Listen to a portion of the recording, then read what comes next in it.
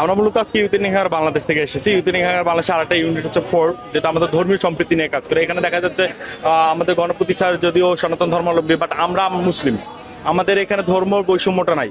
আমরা কাজ করি মূলত ধর্ম বৈষম্যের উপর। এখন দেখা যাচ্ছে স্যারের গণহত্যার পুরো পরিবার কিভাবে নৃশংস হত্যাকাণ্ডের সম্মুখে পড়লো। আমরা নিজেরাও যদি নিজেদের বাসায় নিরাপদ থাকতে না পারি, তাহলে আমরা কেমন বাংলাদেশে বসবাস করতেছি? আমরা একটা সময় জানছিলাম বা জেনে আসতেছি ঢাকা শহর যেরকম এলোমেলো একটা শহর, রংপুর অনেক সাজানো গোছানো, রংপুর সব দিক থেকে নিরাপদ। কিন্তু আজকে আমাদের রংপুরে এটা কি দেখা গেল? আমাদের রংপুরে এটা কখনোই কাম্য ছিল না।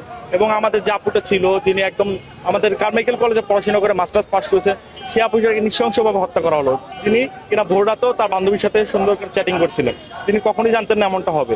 তো আমরা চাই এই হত্যাকাণ্ডের দৃষ্টান্তমূলক শাস্তি হোক যারা এখানে জড়িত। যদি এটা মাদকের কারণে হয়ে থাকে, অবশ্যই মাদক নির্মূলে আমরা কাজ করব। মাদকের সাথে কাজ করতে হবে। মাদক নির্মূলে কি কি করা হচ্ছে সরকারকে এটা নিয়ে ভাবতে হবে।